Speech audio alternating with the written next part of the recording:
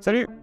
Aujourd'hui, on va parler de l'obésité, on va parler de sport, on va parler diététique, on va parler de plein de choses comme ça, il y a quelques temps. Mais aujourd'hui, j'ai envie de vous en parler parce que ça m'a littéralement permis de régler le plus gros problème de ma vie, à savoir l'obésité. Et donc dans cette vidéo, on va en parler en long, en large, en travers.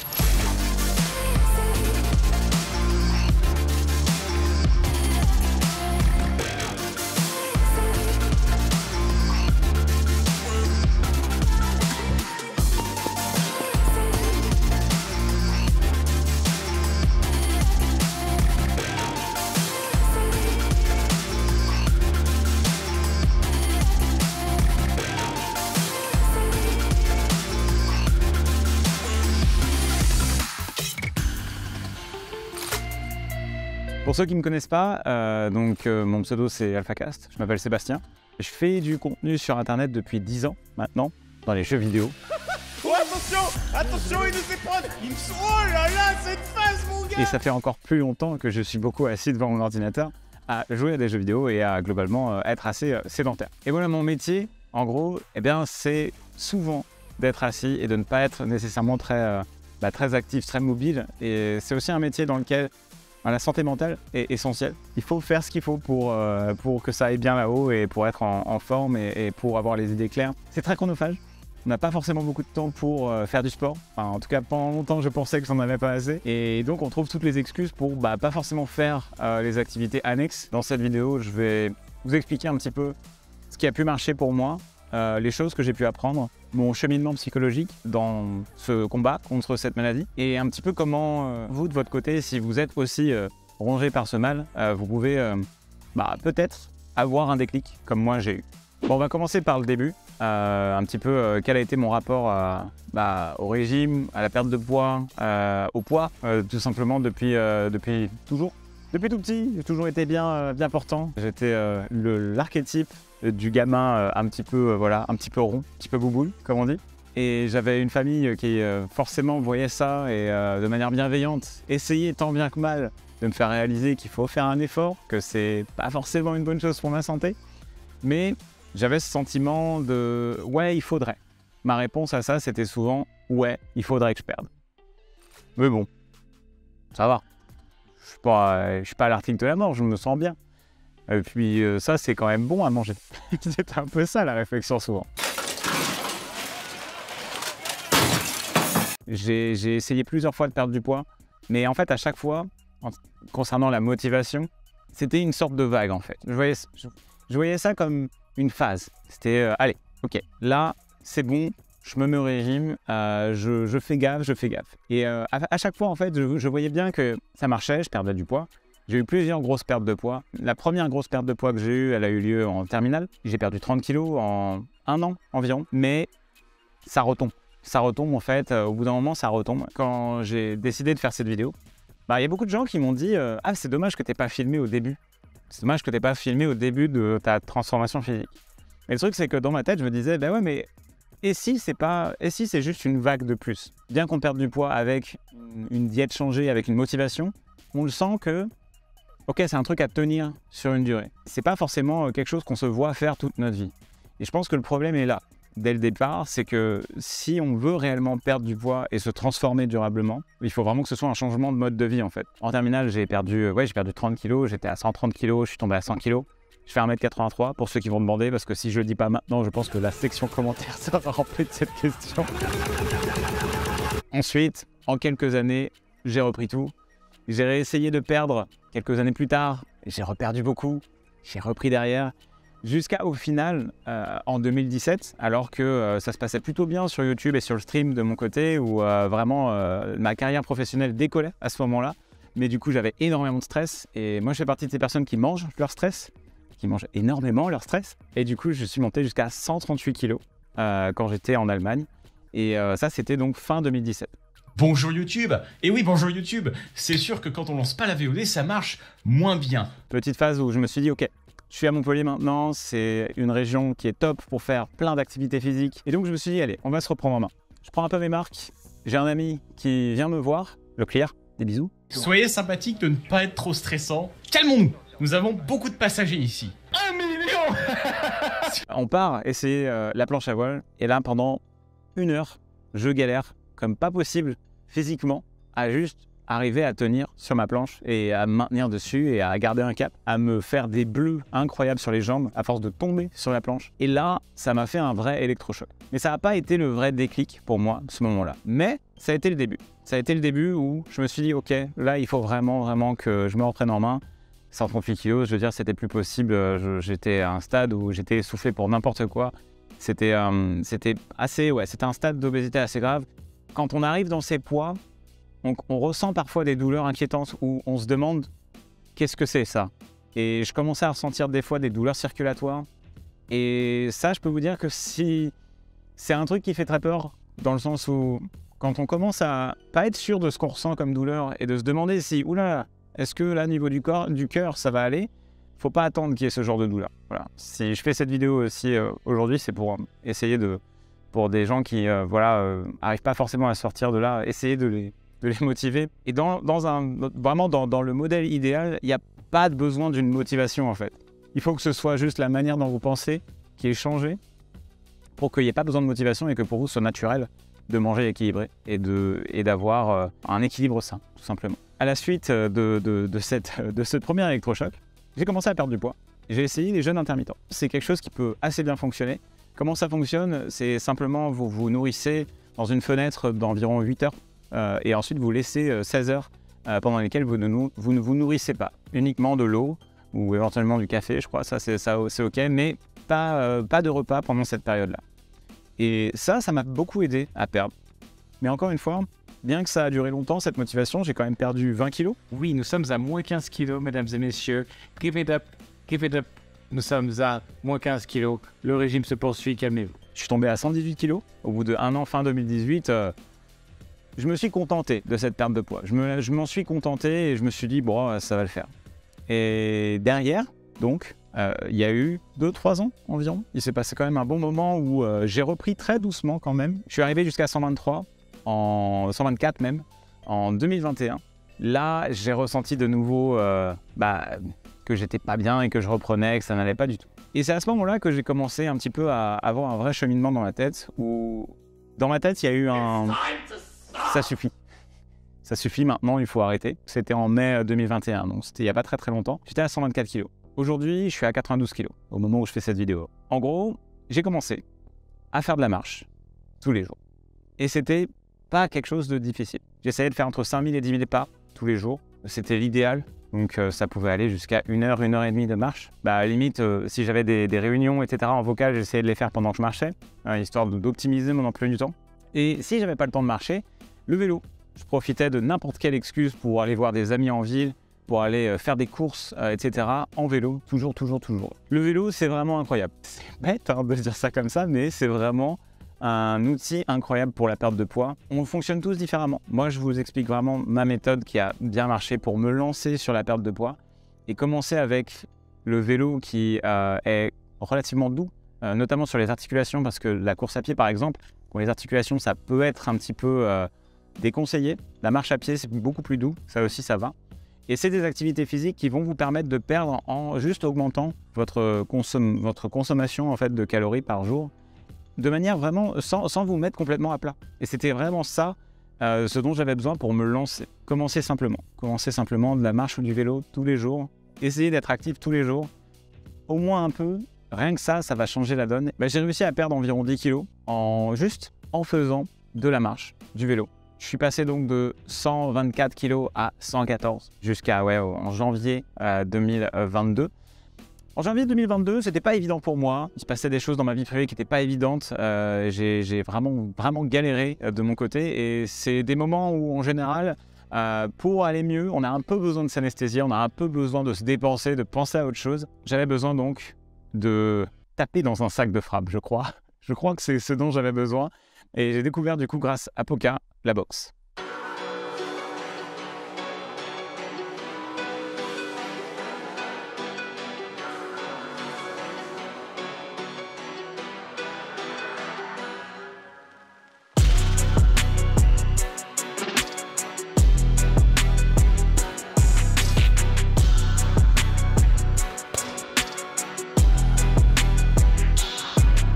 Sacha, ça y est, on y est. El famoso coach, El famoso tortionnaire qui s'occupe de Mika depuis janvier. Ça va? Ça va et toi? La forme? Bonjour à tout le monde, moi c'est Sacha, j'ai 24 ans. Donc je suis instructeur de boxe et de MMA à Fight Force à Saint-Jean-de-Védas, juste à côté de Montpellier. Je fais des sports de combat un peu depuis tout petit. Comme tout le monde, j'ai commencé par le fameux judo. Après, je fais pas mal de boxe anglaise, kickboxing, grappling, lutte. Et du coup, je me suis orienté vers le MMA où je combats actuellement en compétition. Voilà. Moi, j'ai essayé, je suis arrivé en janvier. Ouais. Je crois que c'était vers la deuxième semaine de janvier. Oui, c'est quelque chose comme ça, ouais. Et clairement, à ce moment-là, j'avais vraiment aucune expérience en boxe. Les différents clubs de judo où j'avais été quand j'étais vraiment petit, il y avait un peu ce mode de non mais les arts martiaux japonais c'est beaucoup plus respect, et la boxe c'est plus bourrin. Il y avait un peu cette image-là qui était vraiment que moi j'ai perçu en étant gamin. Ça m'avait laissé un mauvais a priori qui a complètement changé ici parce que déjà on arrive et Sacha hyper souriant, hyper bienveillant surtout parce que quand je suis arrivé, j'étais à 112, 113. Du coup, toi, ça a été quoi tes premières impressions quand tu nous as vu débarquer avec Bo? Parce que Boka aussi, il voulait se remettre au sport, etc. Bon, il y avait un background, il y avait un du Muay Thai. style de Muay Thai. Mais comment t'as perçu le truc de ton côté? Qu'est-ce que tu me fais comme engin de torture là? Un petit circuit pour tester la résistance de monsieur. Au secours. À partir du moment où il y a un très bon feeling d'entrée avec la personne, je vois toujours les choses très bien. Tu vois, avec qui que ce soit quelqu'un qui a déjà pratiqué, quelqu'un qui débute, quelqu'un qui est un peu plus en situation de surpoids ou quoi, moi c'est toujours un plaisir de travailler avec les gens qui sont capables d'encaisser la critique aussi, parce que moi franchement je suis pas un menteur sur ces choses-là, si c'est pas bien je vais le dire en fait. Et puis surtout j'ai senti la motivation directe. Bon, je vous ai arnaqué aux events avec le challenge aux 2000 €, mais c'est bon, il a sa vengeance. On fait quoi du coup? Donc là on va faire un burpees et là on part en pause judo. Tu fais une pompe, tu reviens et là cette fois tu pars ici en appui décalé. Hop. Ok. Et ensuite tu repars là-bas et tu fais 2 burpees et après 2 pompes et jusqu'à 10. Adieu. Je me suis dit le mec est courageux parce que il est en situation d'obésité et il se frotte directement à la boxe. Tu vois, il y a beaucoup de gens qui vont plus partir sur des sports un peu plus doux, tu vois, et ensuite bifurquer là-dessus. Et toi, t'es venu et tu te l'es donné direct, tu vois, et j'ai apprécié ça, tu vois, c'est top. Comment tu peux décrire un entraînement de boxe pour quelqu'un qui n'en a jamais fait? Qu'est-ce qui va faire mal? Quel type de courbature ils vont avoir après un entraînement et qu'est-ce que ça va demander le plus comme capacité? En 10 minutes 48. Voilà, essayez de tester chez vous. Au niveau de la boxe, déjà, c'est que si t'en as jamais fait, tu vas pas savoir te détendre. Tu vas pas savoir être délié, tu vas toujours être crispé. Ben forcément, tu vas fatiguer tes muscles. Ça va te demander énormément au niveau cardio si t'es pas souple dans tout ce que tu fais. Je préfère que tu fasses un peu moins rapide, mais bien là. Tu vois, tu ramènes bien. Utilise bien les hanches, tu vois. Parce que si t'es là, petit bras, tu perds en efficacité. Et c'est pas bon. Ok, donc on ramène bien la mâchoire. Puissance pareil, ancre-toi et sois moins large, moins comme ça. Plus là, tu vois. Oui, là c'est propre. Pense aux 2 murs qu'il y a sur le côté et que tu dois pas dépasser. Voilà, utilise le buste. Donc en général, c'est ça qui est dur. Et puis on a un peu cette mentalité là aussi à jamais rien lâcher. Donc on va pousser jusqu'à, tu vois. Utilise les hanches. Enchaînement 3.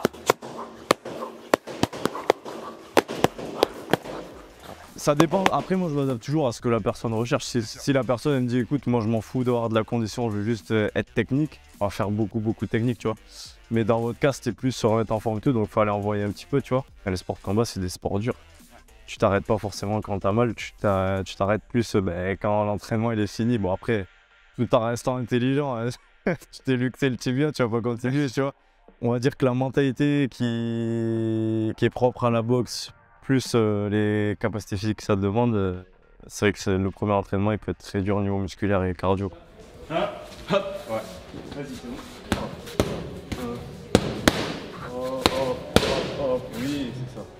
mon expérience, vraiment, c'est les résultats sont hyper gratifiants parce que la montée de cardio qu'il y a quand on fait de la boxe comme on a fait là, elle est incroyable. Enfin, de mon côté, j'avais aucun cardio, j'avais jamais été très très sportif et ouais, moi j'ai vu une transformation de mon cardio qui est passé de rien à aujourd'hui pas mal. Même si tu vas vite, faut que tu sois là.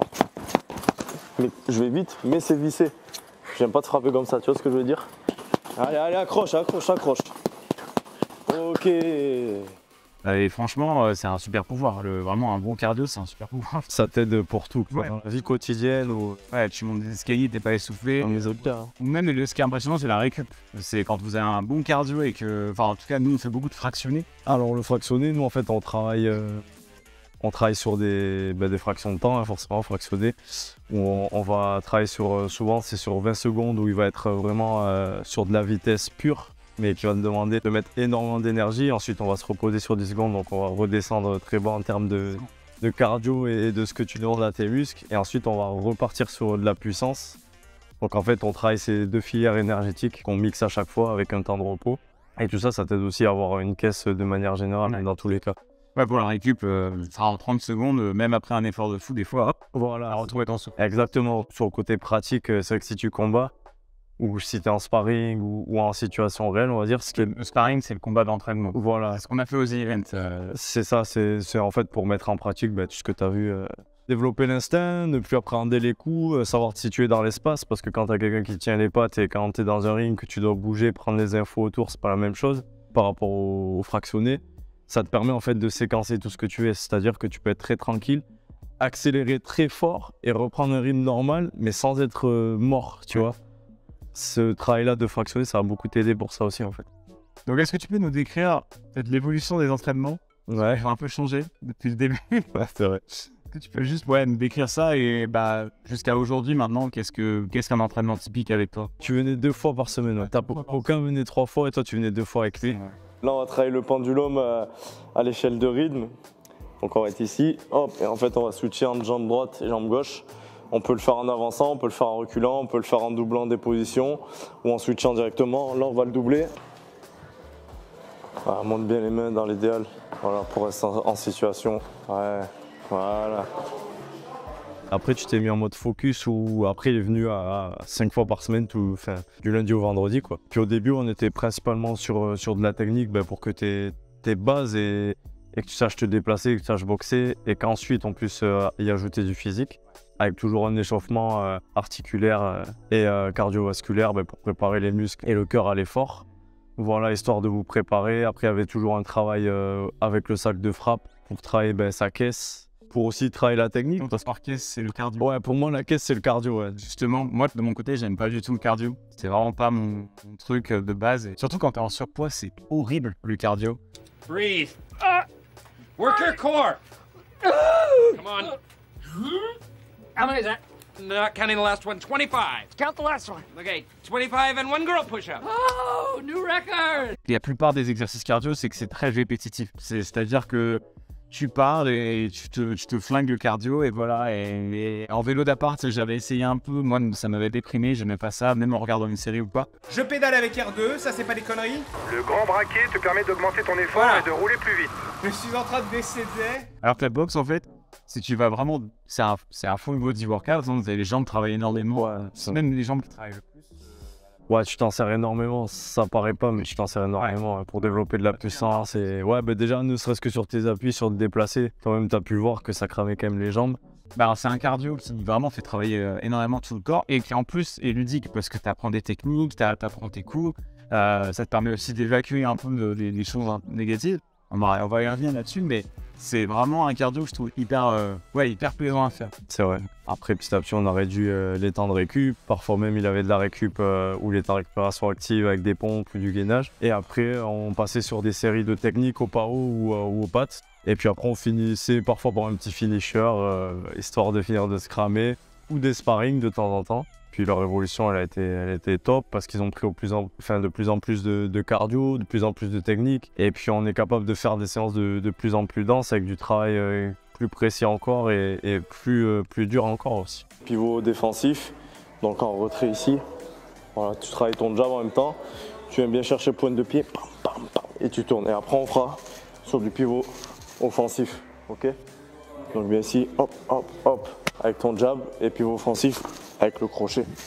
Voilà, et tu rectifies et tu essayes de ne pas dépasser la ligne de ton pied gauche avec celle de ton pied droit. Voilà, allonge-le ton jab, allonge. En cherchant pareil avec la pointe. Boum! Pour vous décrire, en gros, moi, ma routine, c'est en général, je viens à vélo. J'essaye de venir à vélo. Je suis à 20-25 minutes de vélo pour venir. Ensuite 1h30 d'entraînement.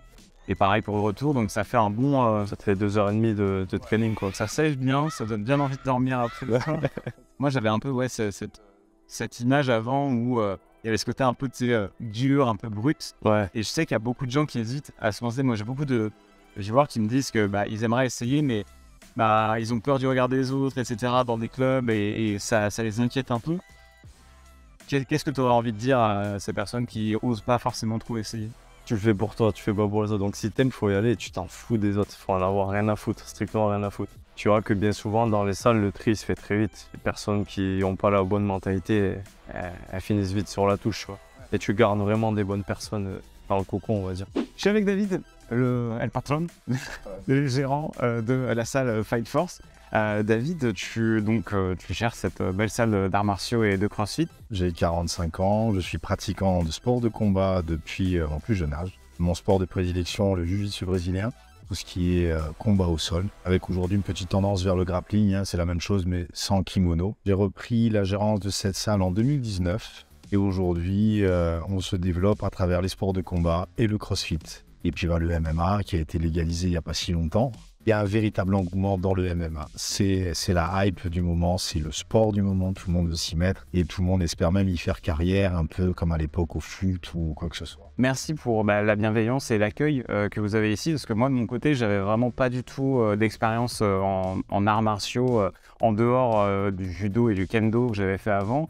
J'avais jamais essayé la boxe ni rien et j'avais pas forcément d'attirance plus que ça, mais vraiment l'ambiance ici très bienveillante et très accueillante m'a vraiment donné envie, donc merci pour ça et c'est quelque chose qui, je pense, faut le noter, parce que c'est vrai qu'on peut se dire que c'est des sports durs et que voilà, il y a un peu cette image négative des fois, mais au final, vraiment, j'ai pas du tout ressenti ça ici. On essaie, en tout cas moi personnellement, j'essaie vraiment de faire en sorte que quand les gens viennent ici, qu'ils soient à l'aise, qu'ils soient pas sous le regard critique ou quoi que ce soit. C'est vrai que c'est déjà une angoisse de passer la porte, de se dire « Waouh, les sports de combat, je vais tomber sur des gros durs qui vont me casser la tronche. Ouais. » Non, du tout. Et tu t'es aperçu que finalement, il y a une très bonne ambiance et les gens sont très accueillants. 4, 5, 6, 7. Et là, quand tu finis le crochet, hop, tu rouvres, hop, et tu rechanges. Ouais. J'ai rien fait. Pas grave, juste tu rajoutes. Je suis perdu avec celui-là à chaque fois. Pas grave, 2. On le refait bien, le switch pendulum. Avant tout, si vous avez envie de vous mettre au sport, mais que vous n'avez jamais trouvé quelque chose qui vous plaisait, moi je pense qu'il faut tester. Faut se lancer pour voir. Et avec un peu de chance, vous en trouverez un qui vous plaît, quoi. C'est ça. Et moi, c'est ce qui s'est passé en tout cas avec la boxe. Moi, ça m'a vraiment permis à fond d'extérioriser et un peu d'évacuer cette, je sais pas, côté peut-être un peu ce côté primaire, tu sais, qu'on a tous, le côté peut-être violence un peu primaire qu'on a un peu tous ancré depuis la nuit des temps, quoi. Et de la faire partir de cette manière, je trouve ça hyper sain. C'est clair. Et derrière, on est tellement plus, relaxé et on a les choses beaucoup moins à cœur. Moi, j'ai vraiment découvert ça avec ce sport et ça m'avait pas fait avec. Enfin, vraiment, j'ai pas eu ça avec d'autres sports. En fait, te donner à fond dans les exos, mais aussi au sac et tout. Quand tu sors de là, tu te décharges en fait de tout ce qui est onde négative, de tout ça, tu te décharges. Mais c'est clair que même, tu vois, d'un point de vue perso, même pour tout ce qui est confiance en toi, machin, les façons d'appréhender les coups durs de la vie aussi, tu vois, tu dis soit je recule, soit je rentre dedans, tu vois, et je fais ce qu'il faut. C'est un bon sport. Moi, réellement, c'est ça que j'ai beaucoup apprécié parce qu'en fait, toi, tu m'as coaché sur la boxe, mais aussi sur la musculation un peu. Ouais. Tu m'as fait découvrir plein d'exercices et ça, c'est hyper important parce que la musculation, il faut tellement faire très attention. Bêtement, juste en regardant des exo-Insta et en regardant des vidéos par des gens muscu qu'on a fait 3 mois, quoi. C'est ça. Le fait de pouvoir faire ça sereinement. Pareil pour le rythme aussi, tu vois, quand j'ai commencé à accélérer la cadence, je t'ai demandé, je dis bon, ça va le faire ou pas. Et tu m'as donné des conseils pour aussi faire ça bien et c'est vrai que ça, c'est quand même c'est quand même quelque chose d'important de pas se blesser. Moi, j'ai vraiment eu une augmentation énorme dans mon rythme d'entraînement, mais avec une grosse routine, il y a des grosses blessures qui peuvent arriver, donc être bien entouré, C'est ça. si c'est important. Donc si vous voulez vous lancer, si d'un coup vous avez vraiment le feu sacré pour vous lancer, faites gaffe à faire ça tout seul. Mais tout ça s'apprend avec, en effet, des professionnels. Voilà, ils savent de quoi ils parlent, donc C'est ça. pour ça, merci. Bah, avec plaisir. Merci à toi pour ta confiance et pour les bons moments qu'on passe, parce que moi, ça régale. Hein. C'est bien parce qu'en fait, on se prend pas au sérieux. On s'entraîne dur, mais il n'y a pas de. Tu vois, personne ne se raconte tout ça. Moi, j'aime bien, tu vois, quand c'est comme ça. C'est... on travaille. Mais de toute façon, tu vois, c'est l'ambiance à la salle, c'est comme ça. C'est du charbon, mais tu rigoles. Toi, simplement, on y va et on est content d'y aller. C'est ça. C'est pas, là, faut que j'y aille. C'est ça. À chaque fois, c'est un plaisir. Et ça, c'est pas un état d'esprit que tu peux acquérir comme ça. Il n'y a pas de mode d'emploi, c'est juste, trop bien, nous, on est dans ce mode-là. Mais C'est ça. quand on n'arrive pas à l'avoir, c'est difficile. Et ça passe par essayer, je pense, plein de choses. En fait, il faut trouver le sport qui te plaît et le bon endroit. Merci en tout cas, Avec plaisir. Sacha, d'être intervenu dans cette vidéo. Avec grand plaisir. C'était un plaisir et écoute, encore beaucoup d'entraînement ensemble. Hein. Bah mec, merci à toi mec, avec grand plaisir. Ouais, Michel Vénov.